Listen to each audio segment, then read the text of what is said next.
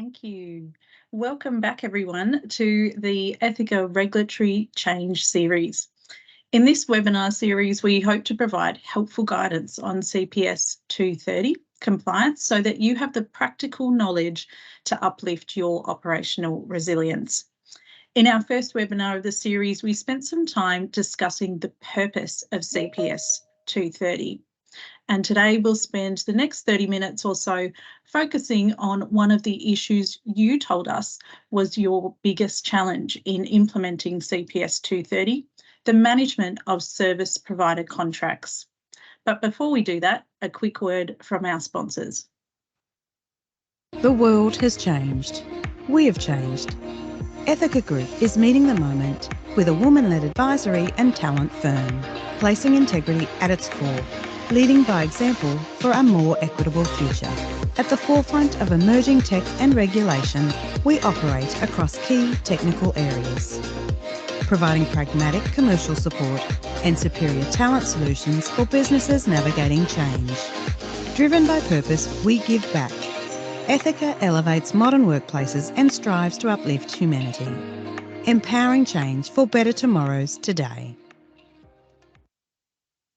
Great. So to those of you who are joining us for the first time, my name is Ramona Roach and I'm the CEO of Ethika Group, an advisory and talent solutions firm focused on financial services and innovation and tech. Today, I'm joined once again by Richard, one of our risk and compliance experts, and Susanna, one of our legal advisors. Thank you both for being here. So panel, let's jump straight in. Why does the topic of supplier and contract management resonate with you, Richard? Yeah, I think this is one of the key areas that the regulators globally are utilising to enable them to enforce the requirements of the equivalent of CPS 230. And with that, I mean, so if you're a third-party provider, you're normally not within the remit of APRA or the US or UK authorities unless you've got a financial services license or an ADI. So this nexus between the regulated entity and the unregulated entity is a key way that the regulators can ensure a better oversight for services that are being provided to customers. Thanks. And Susanna, a topic close to your heart as well. Yes, Ramona. So from my experience working on in-house legal contracts, I understand how challenging getting an airtight contract in place can be, at the time it takes to negotiate and all the work it takes operationally to get a contract agreed and implemented. Thanks. So today we're going to focus on what is required under CPS 230 in relation to supplier contracts. This is going to give you insight into the requirements and expectations of the regulator in this regard, as well as information on how you might leverage technology for the heavy lifting. So please do submit your questions and comments in the Q&A chat, have that open, and we will try to get them all answered today. We'll also circulate a link to the slides and the recording after the session. What's great about Ethika is that we run a full-service law firm alongside our GRC advisory. So cross-functional implementation support by our team is seamless when you need both advice on contract drafting as well as insights on regulatory compliance. Susanna, can you please recap for us the key takeaways from our first webinar on the CPS 230 fundamentals? Sure. So the main points to recall from our last webinar are that APRA has seen the industry using an increasing number of third and fourth party suppliers, for example, cloud and offshoring. And as a result of this, they have seen an increased number of operational disruptions impacting customers. There is a lack of accountability at a board level for these disruptions. So APRA expects entities to do an end-to-end review of their processes and suppliers to ensure enhanced operational resilience and less impact to customers in times of disruption. Although it applies from the 1st of January 2025, APRA has said on a number of occasions that their expectation is that you have CPS 230 compliance well advanced in 2024. And as we'll discuss today, The uplift required on supplier contracts means APRA entities really do need to be taking action now and demonstrating meaningful progress to be compliant. Thank you. And Richard, key takeaway from you from our first webinar? Yeah, I think the key thing is, if you think of 230, it incorporates the old 231, but it's like looking at processes from end to end. That means both internal and external, where 231 was actually looking at the external outsourcing. So it's making sure you've got that continuum the entire way through. The other point, which, Susanna mentioned, this is a step process, and the regulators have been quite vocal in relation to they expect people to start acting now, and even potentially reviewing where people are sometime next year. They've been quite clear that there's been they're unhappy with the speed and how efficient and effective CPS 234 was implemented. So just think about that and make sure you're educating people around that, because a lot of people focus on the end date, but not what the expectations are along the way. Right. And so if we've got to get this this uplift done, how would an organisation implement these changes, Susanna? Well, the impact of CPS 230 is going to be different for every organisation in respect of supplier contracts, but a general guide as to how to implement would be to firstly understand your contractual obligations and identify which and how many contracts are impacted by CPS 230. Ideally, in a perfect world, we would complete end-to-end process mapping and then allocate material service providers into 3 groups, being material service providers that provide specific services, suppliers that support critical operations, and suppliers that have the potential to expose the entity to material operational risk. Next, I would gather existing contracts. Given the regulations will apply in relation to pre-existing contractual agreements from the earlier of the next renewal date or the contract or the 1st of July 2026, it would be a good idea to document when each contract expires so you can prioritise it effectively. To manage operational risk for a material arrangement, an APRA-regulated entity must maintain a formal legal binding arrangement. At this point, it would be a good idea to confirm if you have any supplier arrangements that have not been formally documented.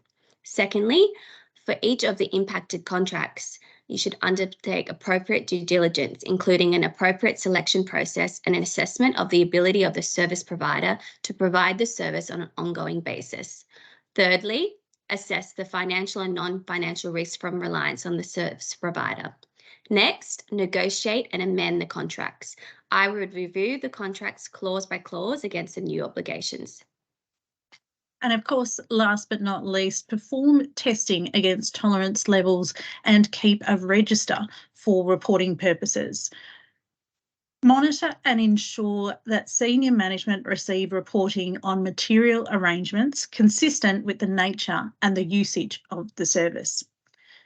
Okay, so drawing on our experiences from having to uplift contracts for regulatory reasons previously, do you have any tips that will make the process easier from a practical perspective? Susanna? Yes, well, I would find out who your supplier contact is.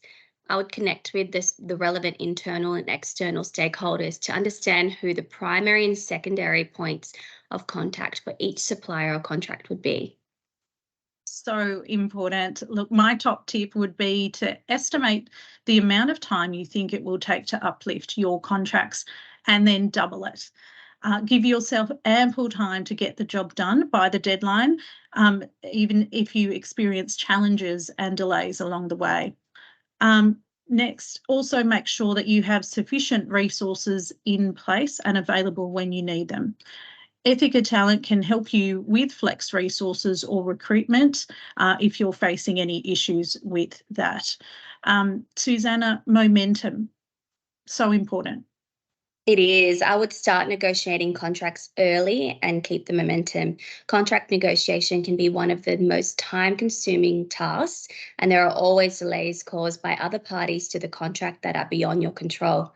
Leave yourself enough time to make changes to clauses, especially complex or contentious ones. And lastly, then make sure you've got the right technology in place to help you accurately make and capture changes to the contracts. We're going to talk a little bit more about that later, but Richard, any tips from you to make the process smoother? Yeah, just 2 tips. One is you might need to educate your suppliers. So obviously there are new requirements and, you know, you're going to be asking more of them as a result of this. So I think it is quite key that you, before you start this, maybe the initial part of your conversations is outlining quite clearly why you're doing this. And, you know, you're not just selecting them. It's not like you're picking on them in particular. This is a broad brush and they'll be expecting this across the industry. The other thing, and it's quite key, make sure the board is involved. Make sure that you're keeping them informed. They know what the obligations are and what APRA has outlined clearly are their requirements. And just, we had an issue back in the UK whereby there were new requirements on fixed income surveillance. And a lot of the information came from third parties, brokers and so forth. And the regulators actually spoke to us and said, if they cannot provide you with the information or are unwilling to, we do not think you should be using those. Now, I don't know if APRA would be going down those routes, but it is, and it could be an example whereby if APRA are uncomfortable with third parties that you're contracted to, or that third parties are not responding, and, you know, let's face it, a lot of times people will not respond. They're busy as well. You know, there could be an issue where they're saying, well, we're not sure that provider is appropriate. And you have the obligations of due diligence, obviously. So education, letting them know why it's happening and keeping people informed would be my key tips. Perfect. Thank you. So let's take a quick poll now. Audience, we want to hear from you. Let's quantify the scale of your contract issue. How many supplier contracts do you think you will need to amend to comply with CPS 230? It looks like already that most of you have at least over 50. Some of you even over 500 contracts. Now that is a huge task. So thank you for sharing that. And of course, we're here to help if you need. So let's walk through now what's new when it comes to service providers and how CPS 230 impacts your current and new contracts. Susanna, what do APRA entities need to do with their contracts?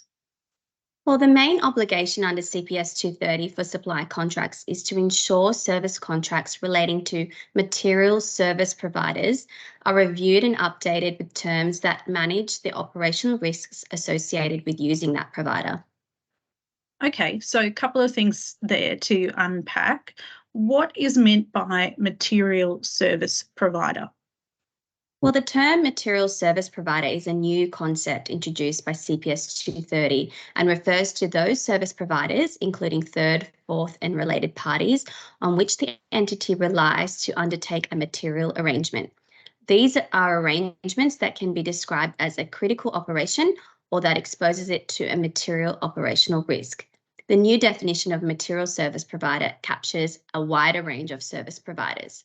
APRA expects entities to undertake appropriate due diligence and have contractual provisions in place to ensure that the entity is informed of material fourth parties and risks that arise when several of its service providers are reliant on the same fourth party.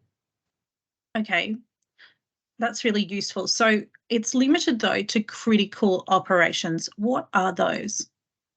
Critical operations are processes undertaken by an APRA-regulated entity or its service provider which, if disrupted beyond tolerance levels, would have a material adverse impact on its depositors, policyholders, beneficiaries or other customers or its role in the financial system. It's important to note that certain operations will be deemed critical because the regulation says so. Entities at a minimum must classify the following business operations as critical operations unless they can justify otherwise. These are for for ADIs, there would be payment, deposit taking and management, custody, settlements and clearing. For an insurer, these would be claims processing. For RSC licensees, these would be investment management and fund administration. And for all APRA regulated entities, these would be customer inquiries and the systems and infrastructure needed to support critical operations. In addition, the supporting draft Prudential Practice Guide, draft CPG 230, states APRA expects that critical functions defined for resolution planning would be classified as critical operations. Critical functions are functions that entity provides that are important to the financial system or a particular industry or community that are determined by APRA under the Prudential Standards CPS 900 resolution planning. Thank you for that. I know it is quite technical to get through, but so important to understand the definitions. But Richard, there's some examples of MSPs and critical operations here on the slide. How should we practically think about this? Yeah, I think distilling it down, think about how your everyday impact on yourself. And this is also a way to describe it to senior management and other people that may not want the technical aspects of this. So we're all customers of banks, ADIs, super funds. We have super funds and insurance. And as customers of that, we rely on services and access to those providers of these services. Now, if one of those goes down, which doesn't enable us to perform that service, let's be it transferring money, let's say it's receiving payments, let's say it's even transfer of your rent if you're renting, or mortgage payments, or even going to an ATM, that is a critical service. Anything that a consumer needs to fulfill its obligations that it's paying for, and you can just look at Qantas's last couple of weeks in relation to consumers not getting what they have paid for and the repercussions of that. That is a critical operation. And like the web technology behind it, all of those things that the customer needs to access for what it's paying for is the critical. Then the person that provides that, if it's internal, that's yourself. If it's external, i.e. outside the organization, that individual, that organization will be a material service provider. So I really think take it a level up, look at it from that perspective, and that helps you think when you're mapping what they are, is what needs to work so the customer gets what it's paying for, and for a tolerance level, how long is that appropriate that they're not able to do that? In relation to payments and being able to access cash, that could be somewhere less than a day. So that's the way I would look at it. Take it up a level and look at that, because if you can explain it to people in the elevator pitch, you'll be able to explain to the regulators why what you've done is fit for purpose. Okay, and a couple of things jump out at me there. One of those silent suppliers, third and fourth level, may not be named in your contract. Important to know about them. And also that we need to think broadly about this, and that updating our contracts doesn't automatically make us operationally resilient. It's just one piece of the puzzle, right? No, that's correct. You've got to think about it as CPS 230 poses a lot of obligations on the firm, including tolerance levels, independent testing of the process. But why 230 is so pivotal is that extends beyond the regulated firm, as we were discussing earlier, and out into the entities and businesses that aren't regulated, and making sure you have the contractual obligations that you can effectively ensure what you're getting from those providers is going to make you able to service your customers is fundamental. And if you don't have the requisite detail in your contracts to do that, then effectively you've failed in the eyes of the regulator what the entirety of 230 and 234 before it are trying to do. Thanks, Richard. So really quickly, Susanna, when do the supplier contracts need to be amended by? Companies need to complete all the legal and practical steps I mentioned earlier to match APRA standards by the 1st of July 2025, or for existing contracts when they're updated next, or by the 1st of July 2026, whichever comes first. Richard, any thoughts there on timing? Yes, as I said earlier, like it's APRA made it quite clear that they're expecting boards and organisations to start mobilising, for want of a better word, on this. And, you know, the fact that they may even review progress next year.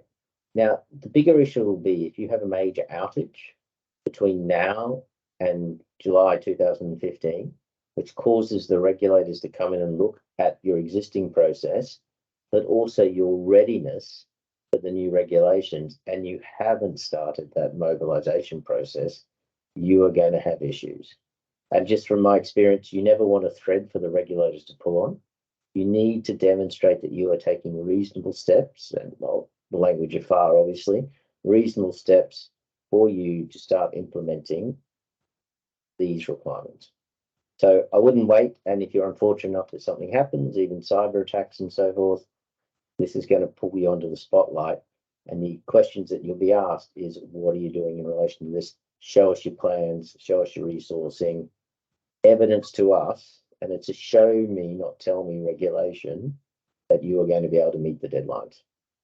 Absolutely. Okay, let's get into a bit more technical detail here. Susanna, what does a supplier contract need to contain to manage the operational risks associated with using service providers?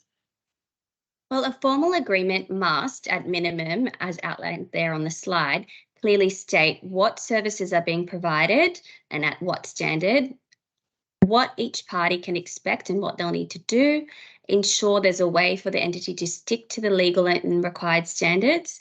A material service provider must inform if they're relying on other service providers to perform a critical operation. Ensure the material service provider is responsible if a third, fourth, or related party breaches its obligations. Include a plan for unexpected major events, stating which parts of the contract will still apply, and state how the agreement can be ended, either fully or in parts. Richard, it is so important to get the contract drafting right. The devil really is in the detail. Certainly is. And, you know, if you concentrate on B up there, like rights, responsibilities, and expectations, they are enhanced expectations on third-party providers that you'll be putting on them. So that clearly needs to be documented. And also who is accountable for what. The level of detail of the service, you really need to make sure that's granular enough. So if there is an issue, you know where it sits. And this links quite clearly into D as well, I would pick out, in relation to timing. You know, you need to be made aware as quickly as possible that they have an issue, because you will have your own reporting obligations. And as I said, you know, the tolerance level, that may be less than a day that you have to fix issues, or the clock will start ticking when the issue would have started to happen at your third-party provider. So knowing who's accountable for what, and that those disclosure obligations are clearly defined, I think are two of the really important points in that list. Right, and I mean, there is a lot of technical work to be done here with supplier contracts. And yes, there are AI solutions and technology that can help. I am both an IT and legally trained professional, and I spend a lot of time researching developments in AI. I would be the first to say that AI previously has been too risky, and the early versions of AI were costly and possibly low value. However, we have developed ways now of that I'm really excited about, which use AI to do the first drafts of contracts, to draft internal controls, and provide reporting on how you're tracking on all your supplier agreements and CPS 230 compliance. But most importantly, it will do this for you in your own instance of AI. So there's no risk of data leakage, errors from drawing information from the web, and it's not out of the box. It's customised to your business and to your risk appetite. Those kinds of developments I'm really excited about. I think it's going to save a lot of time, but I would say it doesn't completely replace your legal department. It is a co-pilot, and you still need a lawyer to review and check the output. But the speed is amazing. And the more time that you invest in teaching the machine your contract playbook, your risk appetite and your guardrails, the better the result. So for those of you interested in learning more about Ethika AI, please do reach out. Let's take a really quick poll now for the audience. Where are you when it comes to your supplier contracts? Have you started yet? Vote now there on screen. Just while that's coming up, that should give you a minute to vote there. Hopefully you've started there. It looks like some of you have, but maybe definitely not finished. I don't think anybody is at that stage. Look, on the next slide, you'll see some ways in which we're already helping clients now to implement the supply management and contract review requirements of CPS 230. As you can see, it's really operational. We augment your team with flex resources and tech solutions to get you through periods of high workload. So please reach out if you need any help over the next coming months. So we're almost at the end of our session. We've got a few minutes for questions, so please drop them into the Q&A tab now. Look, we have received, I can see we've received some questions there. One for you, Richard. Do we need to keep in mind other regulation like FAR, CPS 511 and CPS 234, modern slavery and GDPR when we're uplifting for CPS 230? I guess, like, you know, for effectively and efficient, if you want to be effective and efficient, any of the requirements that are coming in through legislation, modern slavery is a great one. It'd be great to actually put those into the contracts as you're uplifting them. Like, you know, suppliers don't want to be annoyed more than once, and you don't want it to keep going back on different aspects. So the more that you can put in to begin with, once you've started negotiations, I think would be helpful. Obviously, this has clear linkages with FAR on accountability. Like, the regulators have clearly stated accountability sits with the board. So delegation for this and where this will sit and making sure that's clear and that the reporting is going up is where you bring FAR into this. And also, and hopefully you won't be in this situation, if there are issues, CPS 511 may come into play because it could have an impact on compensation for approved persons. Now, that's already up, running and existing, and obviously will flow through to the end of the next, to 1st of July next year. But, you know, the regulators have built a very all-encompassing regulatory framework that is clearly outlining the expectations, and they have means to enforce it under FAR as to who's accountable and then how it will impact your pockets under CPS 511. So that all fits in, and I think whenever you're doing a regulatory change program, always think of accountability clearly documented, because you'll have those requirements under FAR, and that people can know in the expectations what would cause to trigger. I think it's like clause 31 in CPS 511. Thanks, Richard. And Susanna, I was just going to give you the last word there. How do you deal with challenges when negotiating contracts? Thanks, Ramona. As mentioned earlier in our slides, it's best to have an open, practical mind and consider the worst case scenarios. I think you should always leave yourself enough time, have backup plans in place, have extra resources or advisory firms like Ethika on your supply list, ready to go to tackle resourcing issues, get extra financial budget for a project of this magnitude, and have the best and appropriate technology. Absolutely. So great insights from both of you today. Thank you. If you do need support on your CPS 230 uplift now, or you think you might need support going forward, please reach out to our team. Thank you for your time today, and we'll see you at the next webinar.